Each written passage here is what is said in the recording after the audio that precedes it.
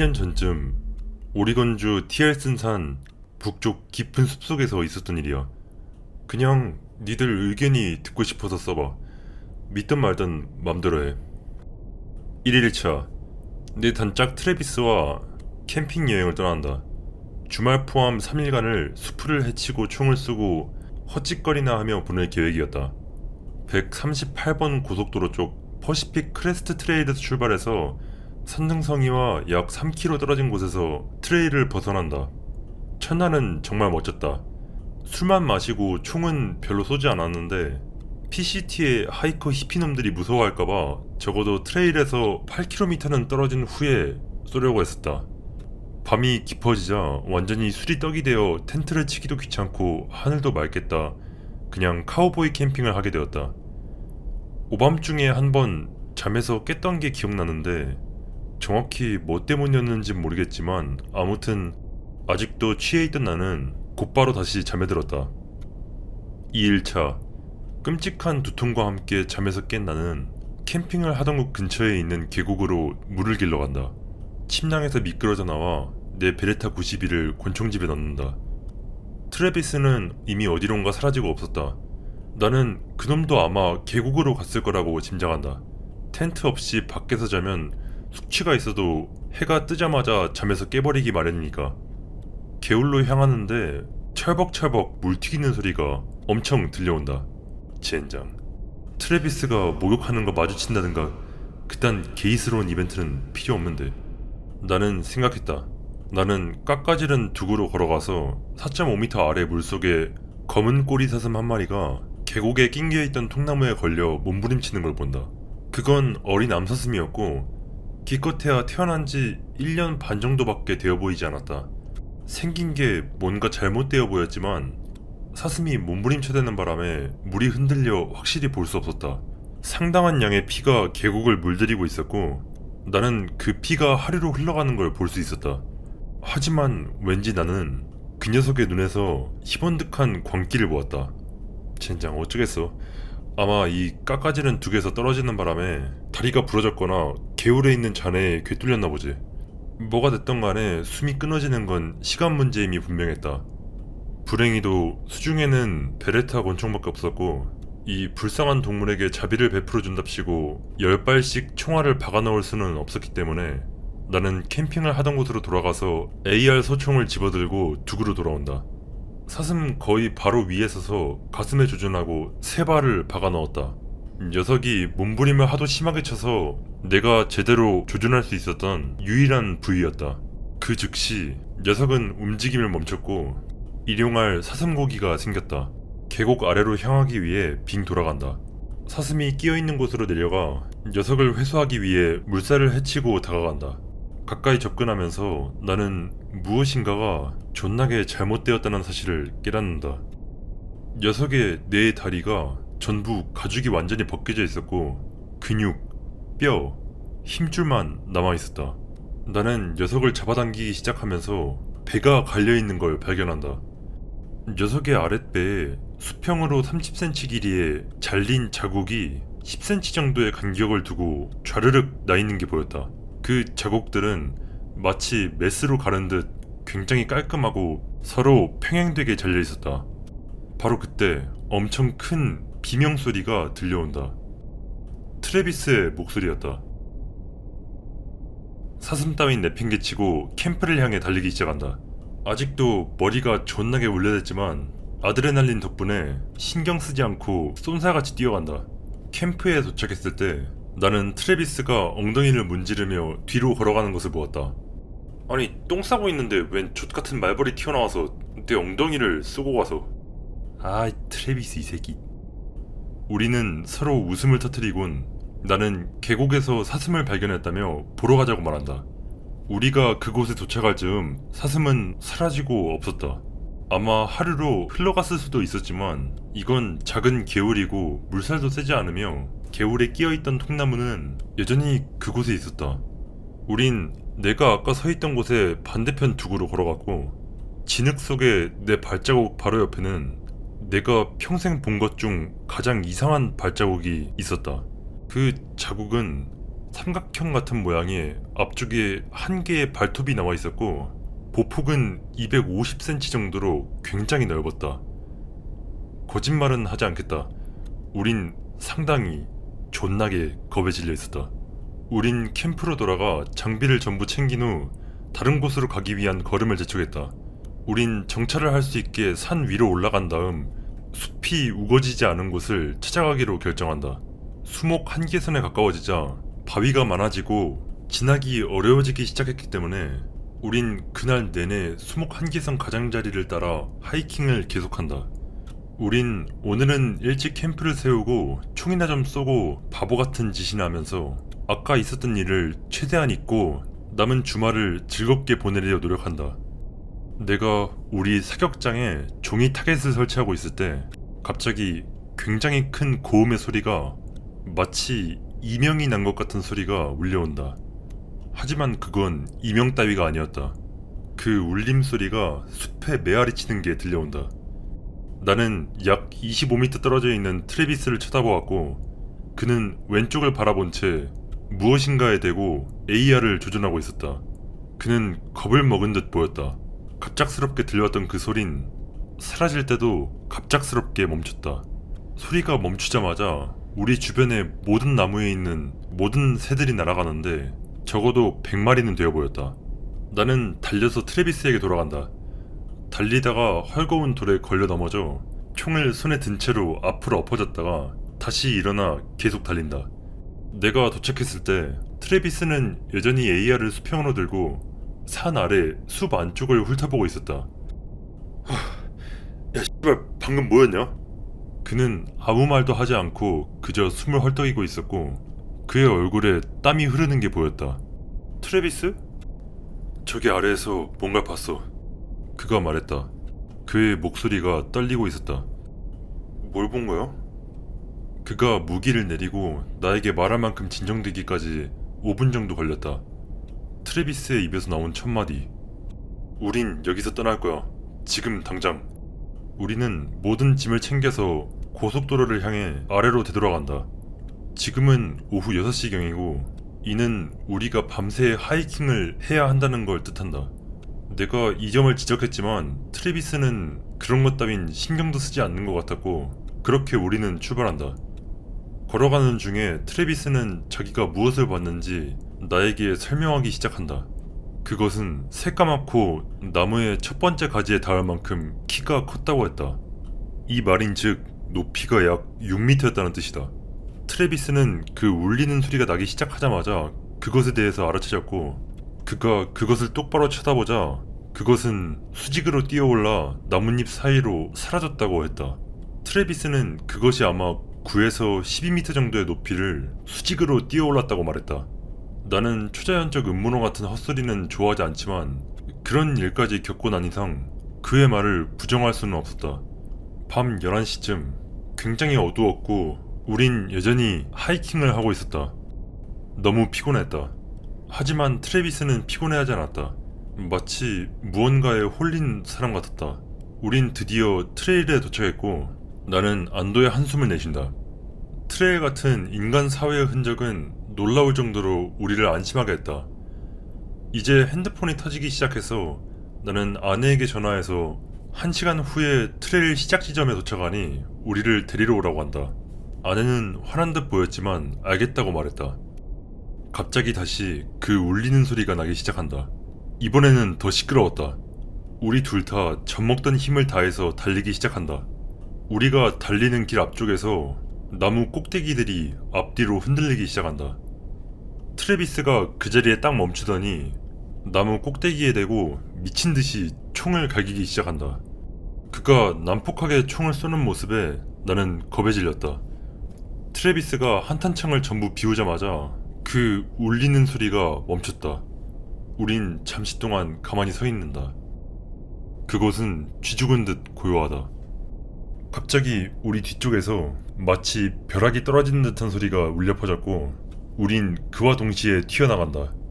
우린 약 20분 후에 트레일 시작 지점에 도착한다.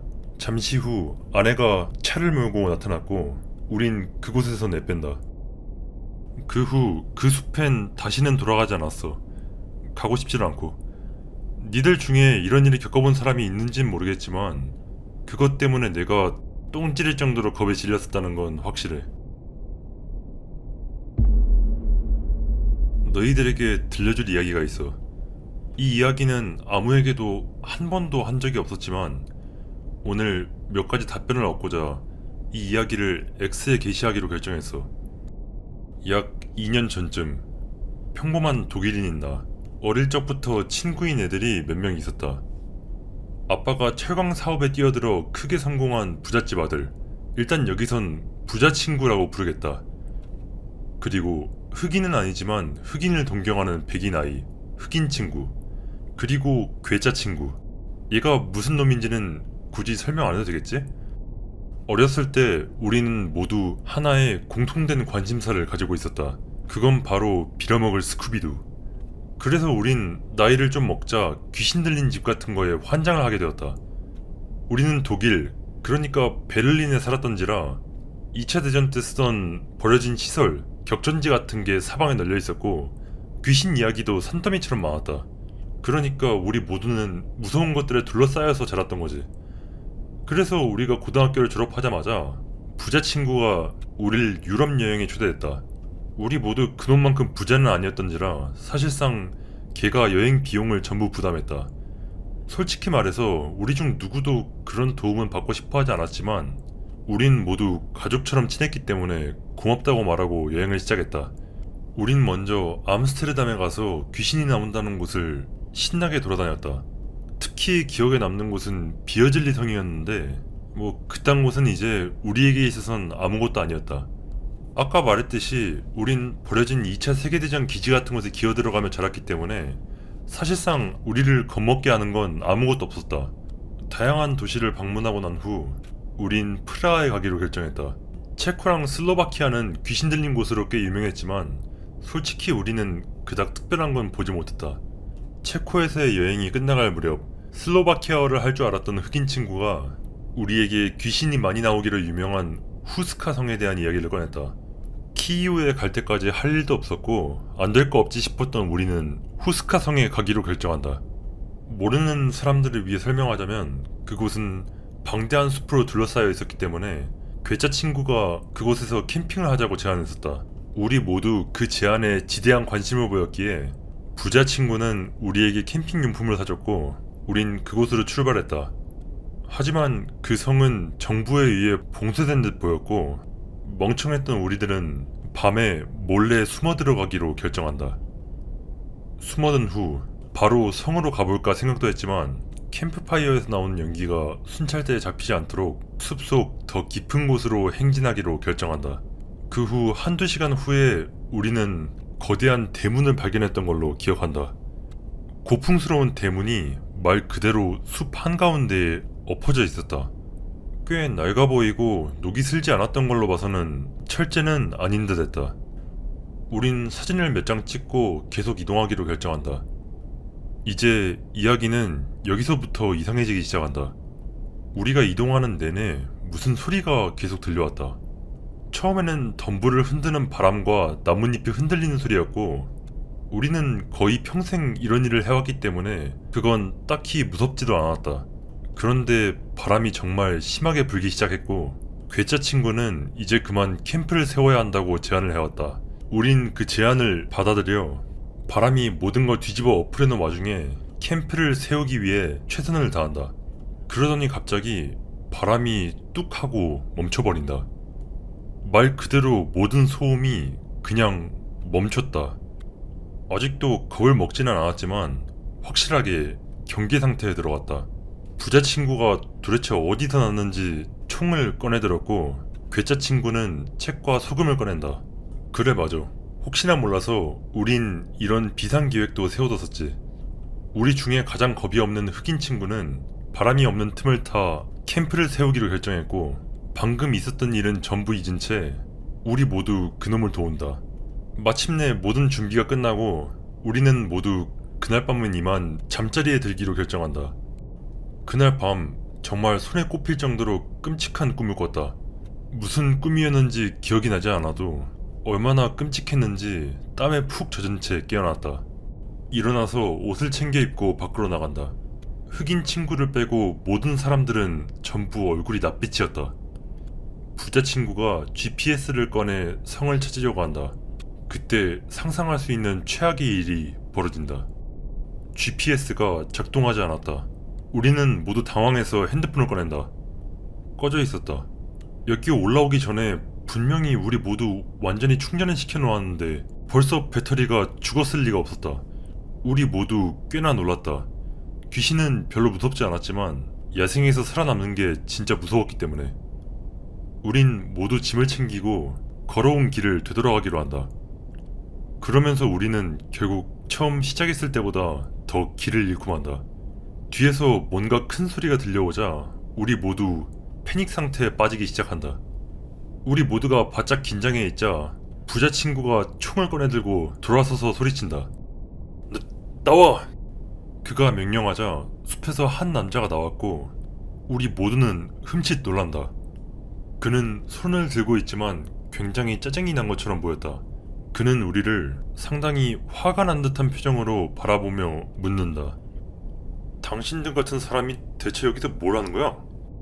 그가 우리를 지칭했던 방식, 당신들 같은 사람, 지금 생각해보면 상당히 이상했다. 거기에 더해 그의 용모 역시 이상해 보였다. 그는 185cm 정도의 키에 흰 피부를 가지고 있었고 태어나서 본 것 중 가장 이상한 옷을 입고 있었다. 그는 피 묻은 망토를 입고 있었고 가장 이상한 점은 그의 얼굴이 완벽했다는 점이다. 그러니까 그 잡지에서나 볼 법한 그런 말 그대로 완벽했다. 여드름 자국이나 흠집 하나 없어서 사람 같아 보이지를 않았다. 그 남자는 상당히 화가 난 듯 보였다.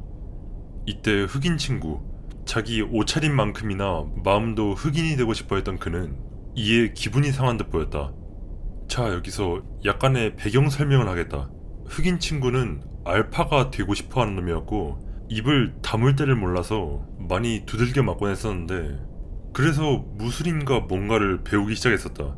뭐였는지 잘 기억은 안 나지만 결국 그놈은 우리 동네에서 알아주는 주먹이 되었고 이로 인해 그의 태도가 한층 더 나빠지게 된다.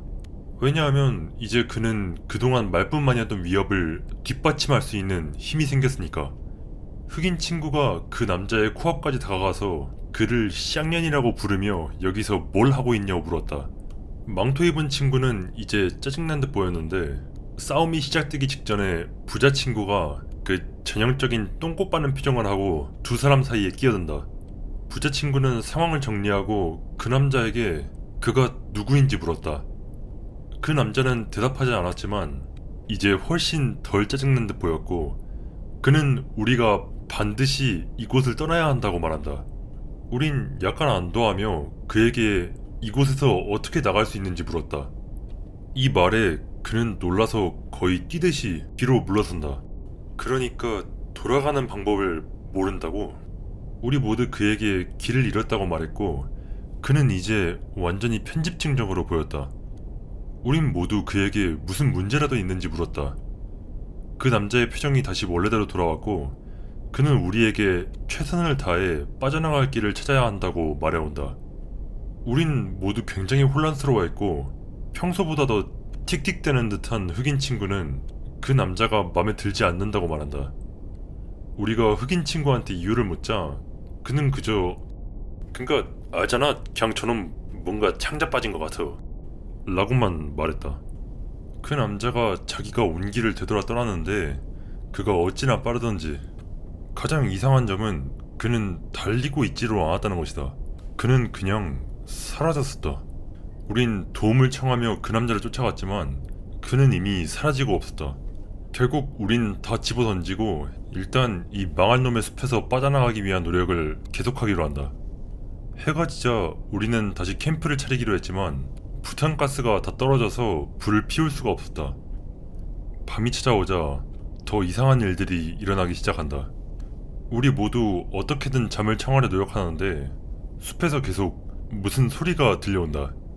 이상한 소리였다. 마치 무언가가 싸우는 소리처럼 들렸다. 소리 지르고 으르렁대는 소리가 잔뜩 들려왔다. 그리고 이상한 소리 지르는 소리. 인간이 내는 소리가 아니었다. 바람이 정말 세차게 불어왔지만 나무는 그닥 움직이지 않는 듯 보였다. 흑인 친구가 조사하러 가자고 우리를 설득했다. 조금 조심스러웠지만 처음으로 우린 총과 손전등 그리고 잡다한 것들을 챙겨 소리가 나는 곳으로 향했다. 소음이 나는 곳으로 향하면서 우린 굉장히 오싹해지는 걸 느낀다. 그리고 진짜 맹세하는데 우린 12살 이후로 이런 종류의 감정을 느껴본 적이 없었다. 괴짜 친구는 우리 중에 제일 긴장한 채 웬 꾸란을 움켜쥐고 두루드 샤리프를 낭송하고 있었다. 그게 뭐든 간에 우리가 가까이 다가갈수록 공기가 마치 얼음장같이 차가워졌고 그때가 6월이었던 걸 생각하면 절대로 정상은 아니었다.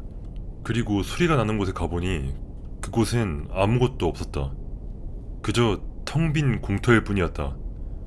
우린 모두 소음이 사라진 것에 안도했지만 곧 등골이 오싹해져 우리 모두 뒤를 돌아보았다. 아니 진지하게 말하는데 우리 전부 마치 발리우드 영화에 나오는 단체 율동 마냥 동시에 뒤돌았다니까. 우리가 움직이자마자 무언가 빠르게 시야 바깥으로 튀어나가는 게 보인다. 부자 친구는 그의 영혼의 지혜 바로 권총을 휘둘러 세 발을 발사한다. 그러자 마치 우리에게 걸린 주문이 깨지기라도 한 듯 우리 모두 동시에 그에게 이게 대체 무슨 개짓거리냐고 물어본다. 그는 네 발로 걷는 흰색의 무언가가 말도 안 되는 속도로 빠르게 움직이는 걸 보았다고 말한다. 우리 모두는 이만 캠프장으로 돌아가서 자야 한다고 입을 모았고 심지어 흑인 친구도 이에 동의했다. 하지만 한 가지 문제가 있었는데 우린 도무지 캠프장을 찾을 수가 없었다. 그건 X발 불가능했다. 우린 직선으로 걸었고 방향을 유지하는지 몇 번이고 확인했었다. 모두가 서로를 탓하고 있었다. 무엇인가 잘못되었다. 우린 서로에게 솔직한 진짜 형제같은 친구들이었기에 이런 적은 없었다. 심지어 우린 전에 한번 버려진 2차 대전 기지에 갇혀본 적도 있었는데 그때 역시 이렇게 서로를 탓하고 하지는 않았었다. 나는 무언가 이상한 기분이 들었다. 그래도 난 모두를 진정시키는 데 성공했고 그 후 적어도 쉴 수 있는 공터를 찾아냈다. 이제 우린 돌아가면서 불침번을 서기로 했고 내가 첫 번째로 시작하기로 한다. 부자 친구는 이상할 정도로 자기 총을 내어주는 거에 대해 화가 나 보였다.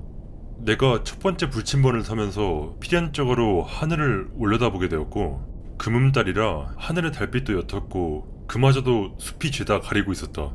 또 다른 이상한 점은 나무가 안쪽으로 오그라들어 있는 것처럼 보인다는 점이었다. 마치 우리를 그곳에 가두어 두려는 것처럼. 불침번이 끝나자 나는 괴짜 친구를 깨워 그에게 총을 건네주었다. 우리가 처한 상황에도 불구하고 나는 꽤나 쉽게 잠에 들었다. 그날 밤 나는 더 많은 악몽을 꾸었지만 흑인 친구의 비명소리에 깨어나는 것에 비하면 아무것도 아니었다. 내가 그 소리에 놀라 일어나자 흑인 친구가 마구 고함을 치고 있었다. 나는 화가 난 듯 보였던 부자 친구에게 도대체 무슨 일이냐고 물었고 그는 괴짜 친구가 자기 차례 때 자기를 깨우러 오지 않았다고 말했다. 괴짜 친구는 사라지고 없었다. 우린 어디에서도 그를 찾을 수 없었다. 하지만 우린 총을 찾아냈고 그 총은 비어 있었다.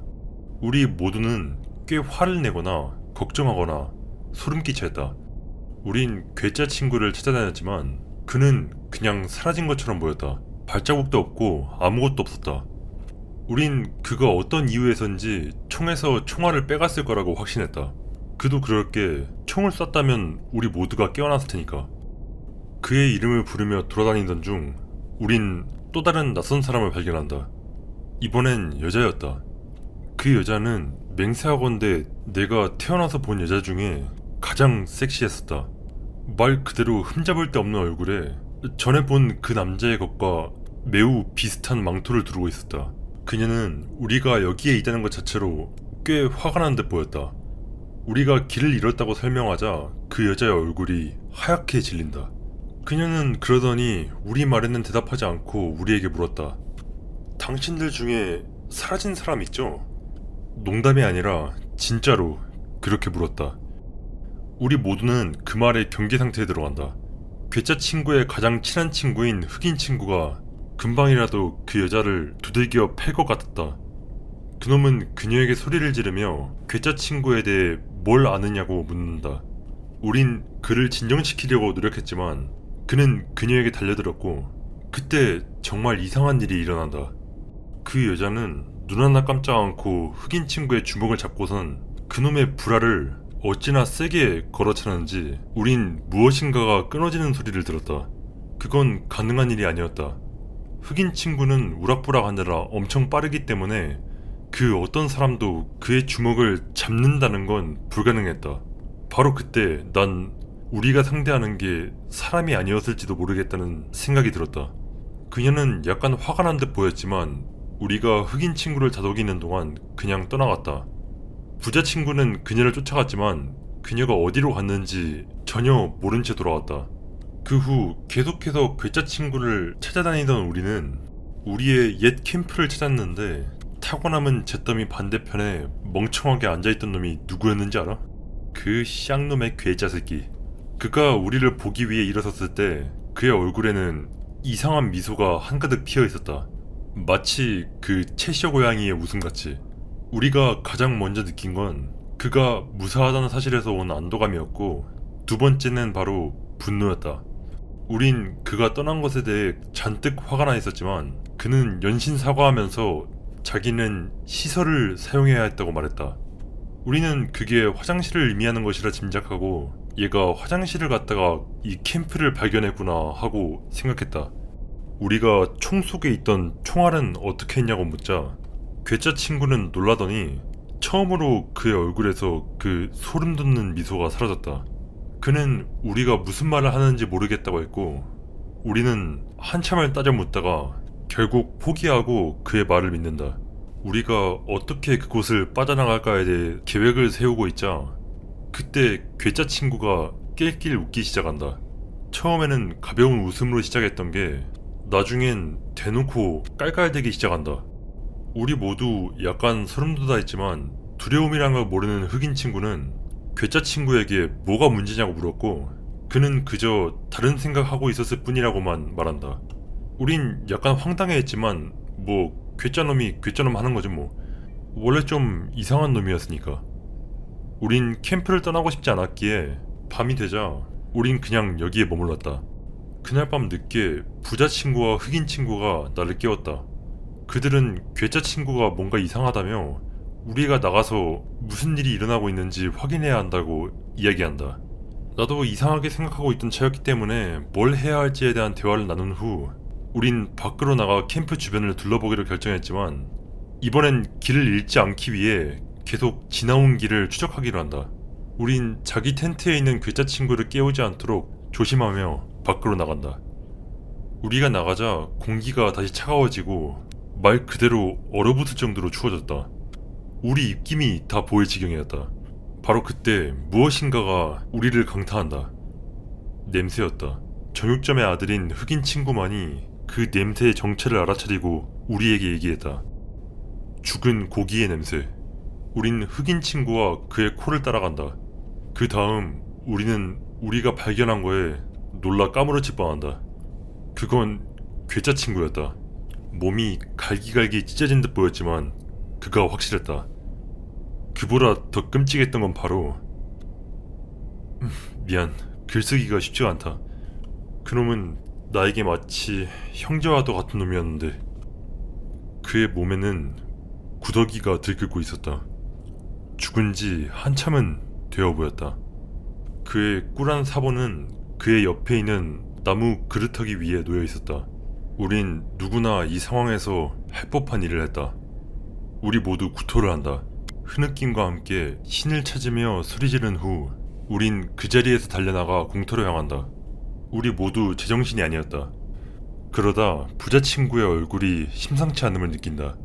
나는 그에게 방금 있었던 일 말고 또 무슨 문제가 있는지 물었다. 그리고 그는 말한다. 만약 그게 괴짜 친구였다면 캠프에 있는 놈은 누구야? 이런 X발. 우리 모두 겁에 질렸다. 괴짜 친구가 우리의 주요 심령 전문가였는데 일이 이렇게 될 줄이야. 그는 이제 우리 곁에 없다. 우리가 서로에게 소리를 지르고 있던 중 흑인 친구가 고함을 지르다 돌연 말을 멈춘다. 우리가 그에게 무슨 일이냐고 물으려는 순간 그는 우리 바로 앞을 가리켰다. 그건 괴짜 친구였다. 아니면 괴짜 친구처럼 보이는 무언가거나. 그것은 더 이상 웃고 있지 않았다. 부자 친구가 빈 총을 꺼내 그것에게 조준한다. 그러자 그 괴물은 완전히 비인간적인 미소를 짓는다. 귀에서 귀까지 찢어질 듯한, 얼굴을 가르는 듯한 미소를 지으며 그르렁거리는 소리를 내기 시작한다. 그땐 알아채지 못했지만 그 소리는 우리가 처음 캠프를 떠났을 때 들었던 소리와 같았었다. 우리 모두 떨고 있던 중 흑인 친구가 달려! 라고 소리치자 우린 망설이지 않고 달리기 시작한다. 우린 달려나가면서 흩어지지 않도록 노력한다. 나는 그놈이 내 뒤에 있다는 걸 말 그대로 느낄 수 있었다. 그놈은 우리를 쫓고 있었다. 어둠 속에 보이는 게 거의 없었고 그때 흑인 친구가 넘어져서 부자 친구와 나는 속도를 줄여 그를 일으켜 세웠다. 그러는 동안 그 괴물은 바로 우리 위에 있었다. 그놈은 말 그대로 공중으로 1.5m나 뛰어올랐고 한 번의 움직임으로 내 가슴을 정확히 후려갈겼다. 나중에 알게 된 건데 그 한 번의 타격이 내 가슴을 거의 으스러뜨렸다. 갈비뼈 4개가 부러졌고 나를 거의 죽일 뻔했었다. 얼마나 멀리 튕겨져 날아갔는지 모르겠지만 그 직후 나는 기절해버렸다. 끝에 나는 전에 만났던 그 사람의 품 안에서 너덜너덜 멍든 채로 깨어났었다. 다시 기절하기 전에 유일하게 기억하는 건 그 남자가 속삭이며 주문을 외우고 있었다는 것과 그의 얼굴, 그리고 밝은 빛뿐이었다. 나는 프라하의 병원에서 깨어났다. 경찰관들은 숲 가장자리에서 죽음의 문턱까지 갔었던 나를 발견했었다고 했다. 다른 사람은 발견되지 않았다. 우리가 숲에 처음 들어갔을 때는 6월의 5번째 날, 그들이 나를 발견했던 건 9월 18일이었다. 우린 숲에서 고작 3일밖에 보내지 않았었는데